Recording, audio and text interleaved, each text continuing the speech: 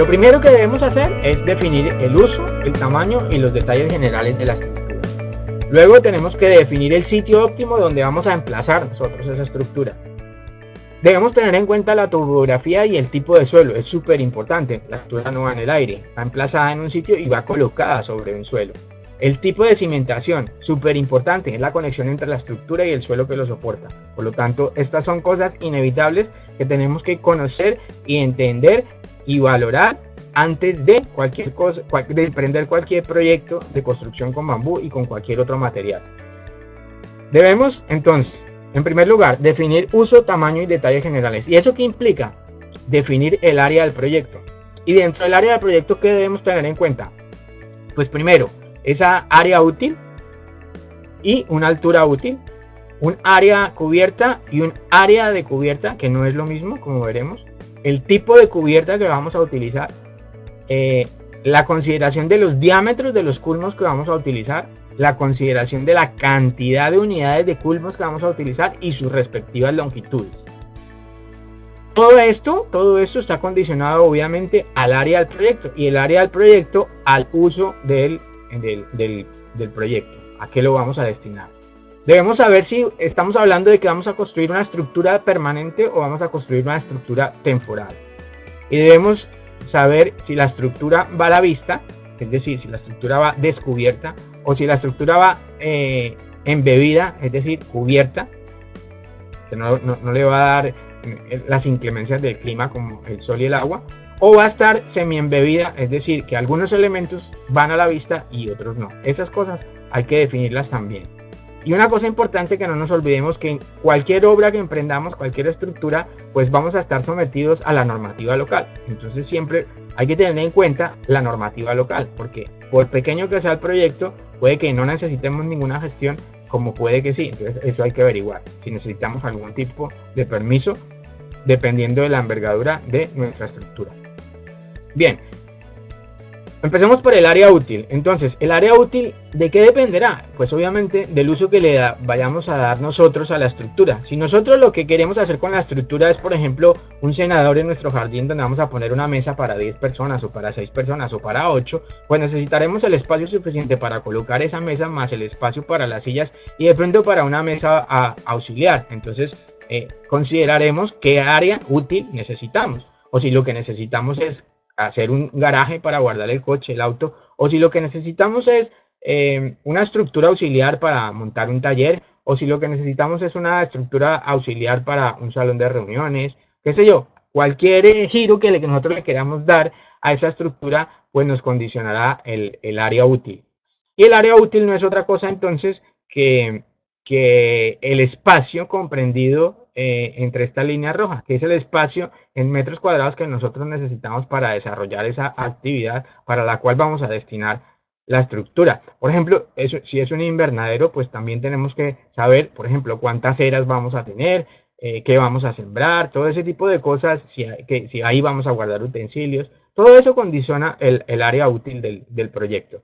Luego la altura útil, desde luego tan importante como el área es la altura. ¿Por qué? Porque es importante la altura. Porque de acuerdo a lo que vayamos a desarrollar, nosotros debemos considerar alturas. Por ejemplo, lo que les decía, si vamos a poner un invernadero, pues a ver, dependiendo del tipo de plantas que vamos a sembrar, pues también debemos determinar la altura. O si es un garaje donde además de que vamos a guardar el coche, vamos a almacenar cosas y queremos ponerlas en altura o colgadas, pues también lo necesitamos. O si es un taller de bricolaje, de carpintería y vamos a mover palos, cañas de bambú, pues no van a ser muy cortas, van a ser largas y tenemos que tener un espacio en altura suficiente para poderlas manipular.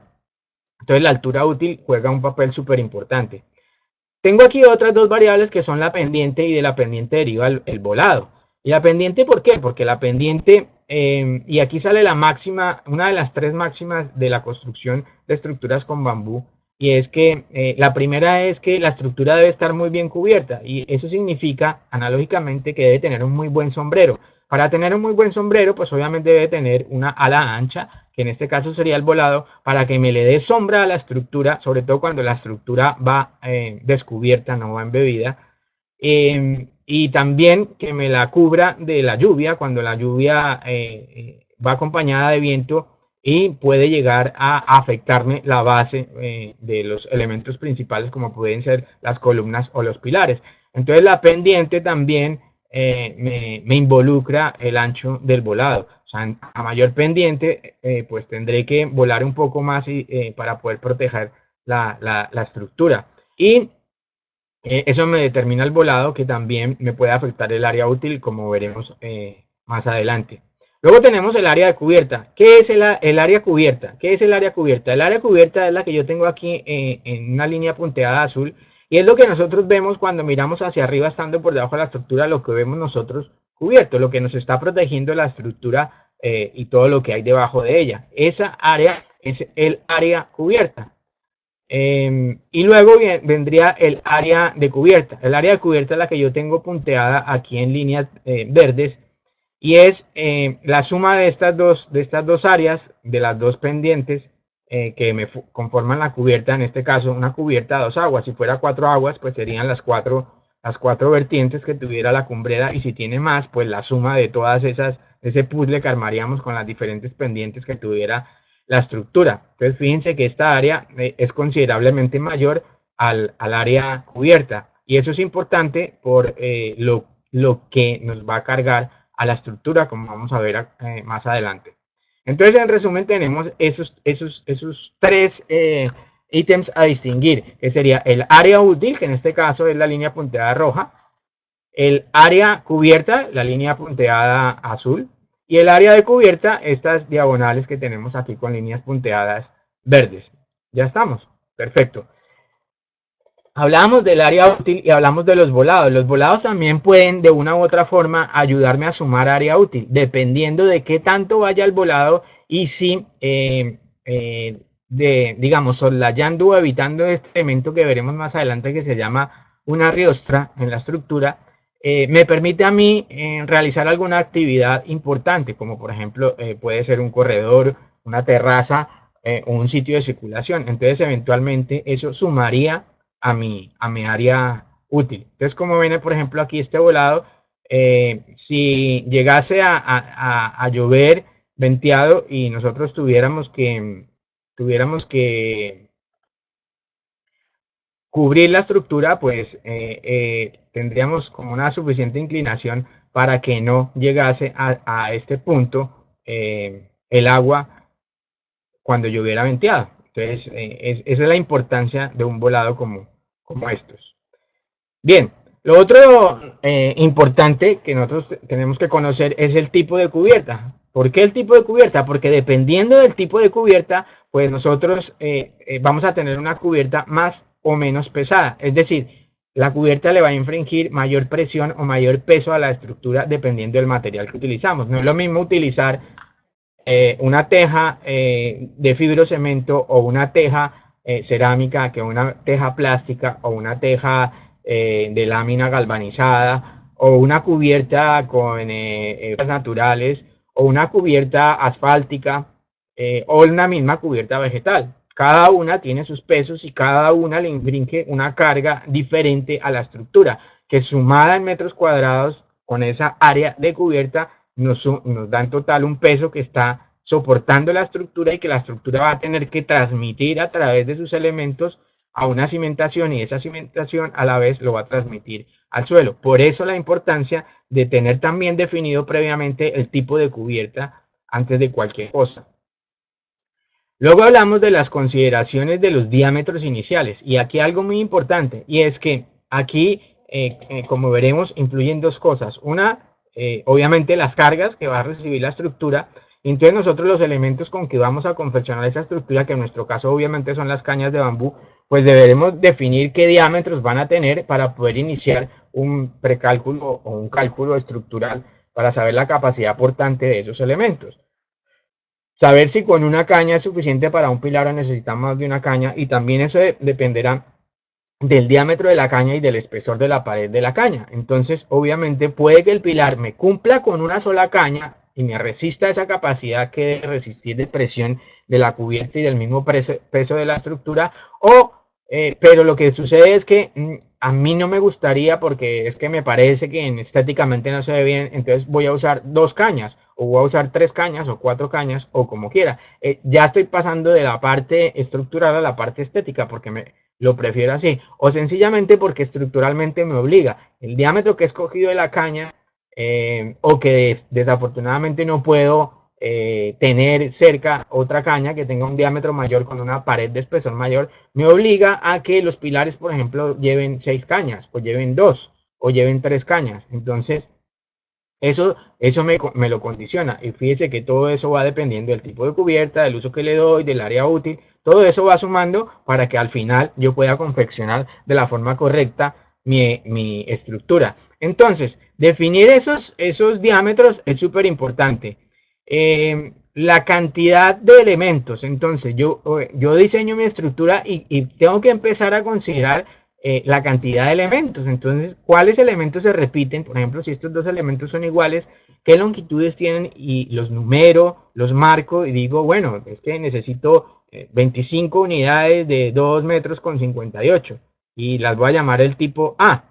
Y también las puedo diferenciar de acuerdo a los cortes que vaya a tener en sus extremos, dependiendo del tipo de uniones que yo vaya a utilizar. Entonces, fíjense que aquí todo va amarrado. Entonces, para poder trabajar esto de forma ordenada, yo recomiendo llevar unos cuadritos de Excel donde nosotros podamos ir manejando todo esto. El diámetro de la caña, la longitud de la caña, la etiqueta de la caña, para poder ahí determinar el número de unidades y los metros lineales de ese tipo de caña que hemos determinado de un diámetro X específico que hemos utilizado. Porque incluso la misma estructura puede tener cañas de diferentes diámetros, de acuerdo también al diseño que nosotros le queramos dar. Entonces, por eso es importante considerar esto.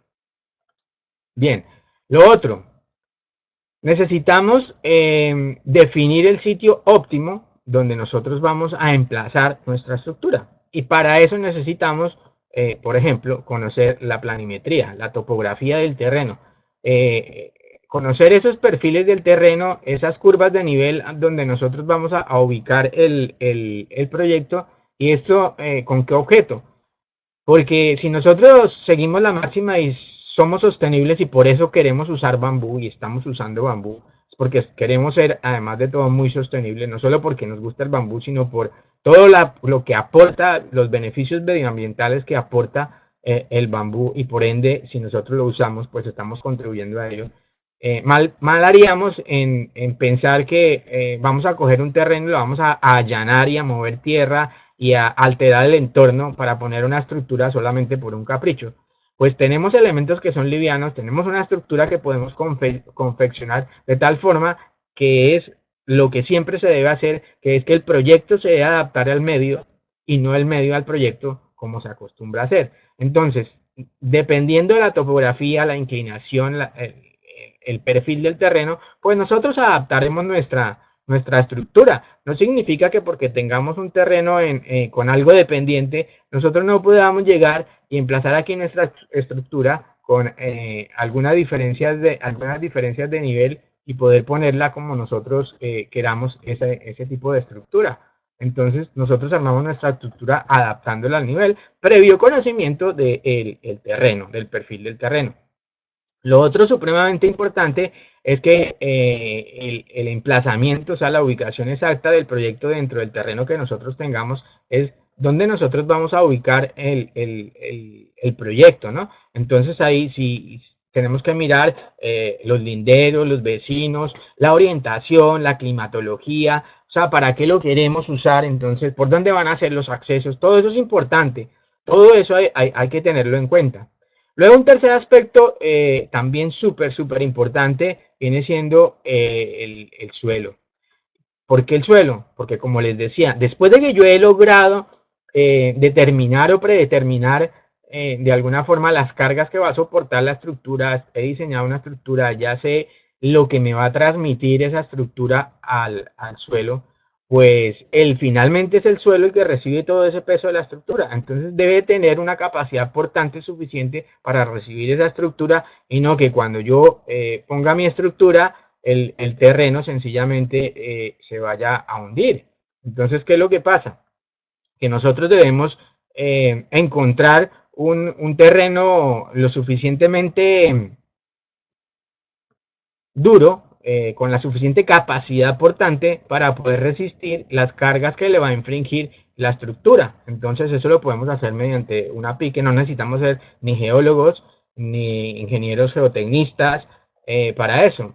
Si nuestra estructura no es gigante, las estructuras de bambú de por sí son estructuras livianas, no pesan mucho, y además si la cubierta que nosotros estamos usando también es una cubierta liviana, pues no, las cargas no son exageradamente grandes, y por lo tanto nosotros con una pique y sabiendo cómo se hace, podemos llegar a determinar de alguna forma empíricamente la capacidad portante del terreno, y a través de una observación encontrar una capa de suelo que sea lo suficientemente idónea para poder recibir la cimentación que a la postre va a recibir la estructura. Entonces eso es lo que nosotros tenemos que hacer y tenemos que definir. Bueno, después de eso, entonces, como les decía, lo que nos une la estructura con el suelo, que es quien finalmente recibe esas cargas, pues es la cimentación. Entonces, pues nosotros deberemos definir la cimentación, ¿no? Entonces hay que hacer una definición preliminar de la cimentación. Es decir, hemos determinado de alguna forma esa capacidad portante del terreno. Y una vez determinada esa capacidad portante del terreno, si la capacidad portante del terreno es en algo inferior a la carga que nosotros le vamos a aplicar, pues de alguna forma nosotros tenemos que salvarla, ¿no? Y es lo mismo que cuando nosotros